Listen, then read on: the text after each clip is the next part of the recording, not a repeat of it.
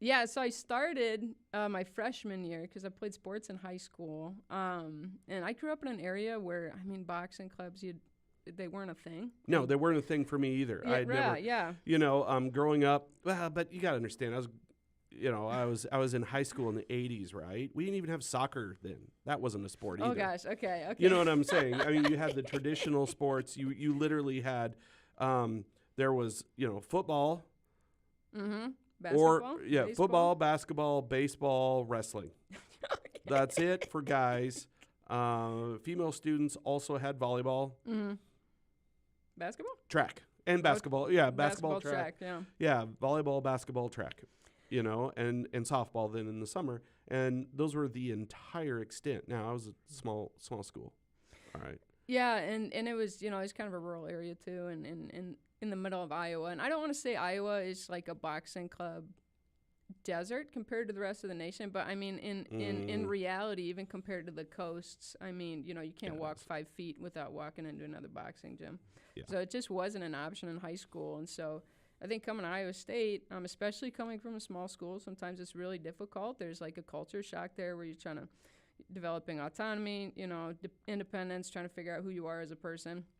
And I think I really just missed the structure of high school sports and what it added to my day. Yep. I get that. Yeah, and having that community. And so I went to Club Fest as a freshman, ironically, because they just had it. And walked around, saw the boxing club. And I had joined several clubs at that point just to try them. And boxing club was the one that stuck because, and this is not a knock on anything else, but I think it's really valuable to like anticipate students coming to college wanting to try stuff. So we offer a class to help kind of bridge the gap between those that know nothing about boxing compared to those that have maybe had a little bit of experience beforehand. I think I saw that, and yeah. I think that's absolutely awesome. And here's why. Like back, we didn't have a class, and it was like, all right, we're meeting at this time, show up.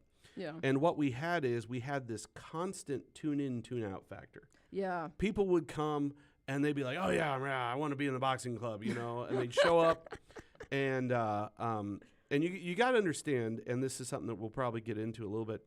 But in the early 90s, Coach Terry Dowd was intense. I've heard that. You've heard? Whatever you've heard. Whatever you've heard Times is a 10? mild version. Is mild. Whatever you've heard is mild.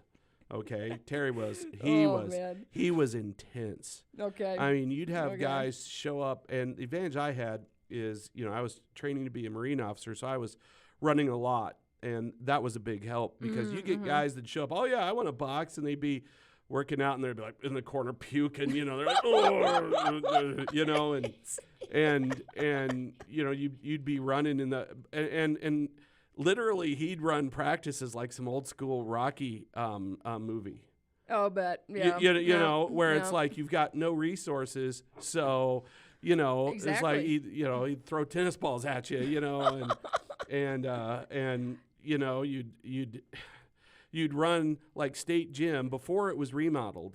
Oh, I mean, like when it was like leaking water and stuff, and there's like there'd be like plants growing in the windows and stuff, God.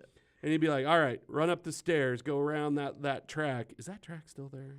The oval one that kind of leans. Yes, hangs from yes. All right, run up the stairs, go around 5 times, come down the stairs, do gut busters, go up, around. And he'd be there in the middle just yelling at you the whole time. And that checks. Does that checks. Oh, you've heard this. That checks. Yeah, that checks. I think it filtered down to my coach a little bit because I think he came on as an assistant for Terry. Oh, and yeah. Maybe projected onto all of us. Projected. Well, I don't know if he was he a boxer, your coach? Was he a boxer at Iowa State? No, he had a wrestling background from somewhere else, came in from New York, worked for a railroad company. And see, Terry, after I graduated, moved away to Kansas City for a couple years. Terry had a stroke. Yes. Yeah. And he was not expected to come back, and yet ended up coming back and coaching again. And that's where like I came to a practice like when I first started teaching in like 2005, right? And Terry was still coaching then. Wow. All right, but it wasn't the same.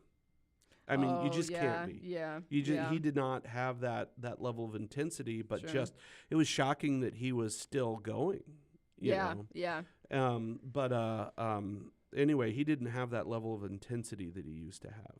I think there's I think it's still a testament to.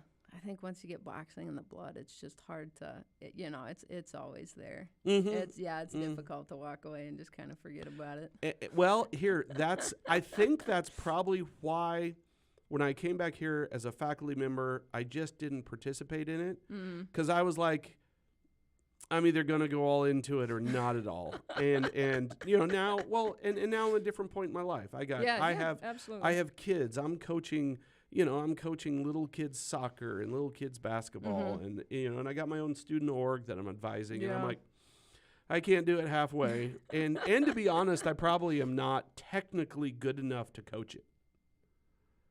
I'm pretty sure I'm not. I'm pretty sure I'm not.